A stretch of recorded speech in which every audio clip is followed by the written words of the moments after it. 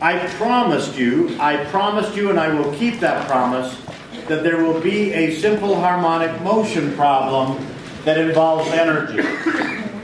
And these problems are really, really ugly if we do it vertically with the block going up and down. And so I also promised you that it would be horizontal on a frictionless table. And so that's this problem here. A 4-kilogram block is fastened to a spring. The spring constant is 200 newtons for each meter. It's oscillating back and forth horizontally, frictionless table.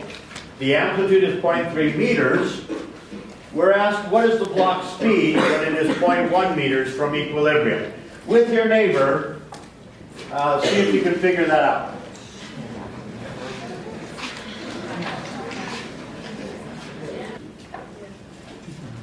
Now remember, I taught you that these problems, the first step is always to find the total energy.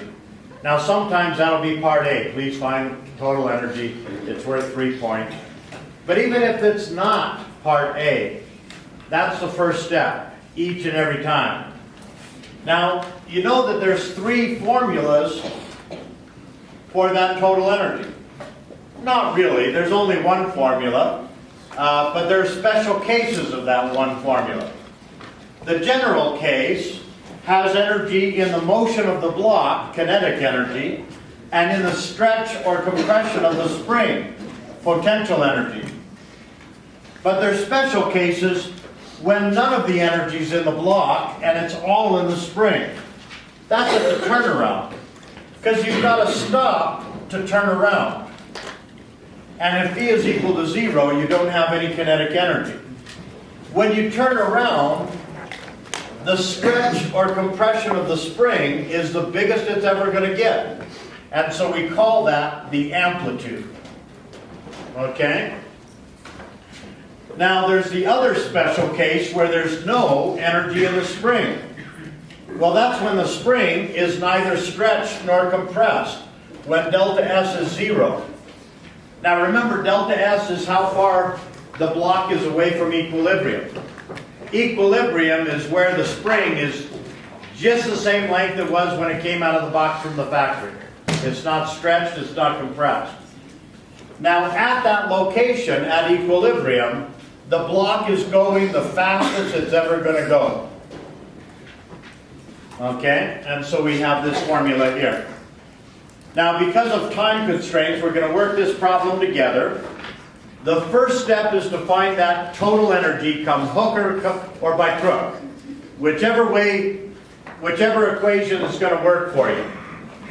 Now here they tell us K and they tell us A, so I can use that second equation, and I can say that E total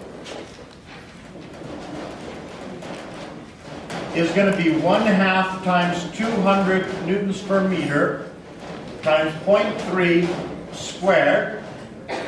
1/2 of 200 is 100, 0.3 squared is 0.09, and so that is going to give me 9 joules. Okay? It's 9. 9. I'm sorry, is it 9? No. 9? 9. No. Okay. Now, if I want to know how fast that block is moving, when it's 0.1 meters, 10 centimeters away from equilibrium, I have to use this top equation. Why?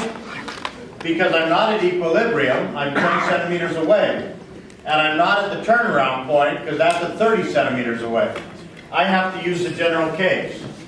So I go up here and I say 9 joules is equal to 1/2 times the mass times V, that's what I'm looking for, squared, plus 1/2 times K, that's a 200, times 0.1 squared. Don't forget to square these things. Yes? Joseph, I can't hear you. It's 90. It's not. No. 0.3 0.3 squared. It's 0.3 squared is equal to 0.09, and 100 times 0.09 is 9. Yeah?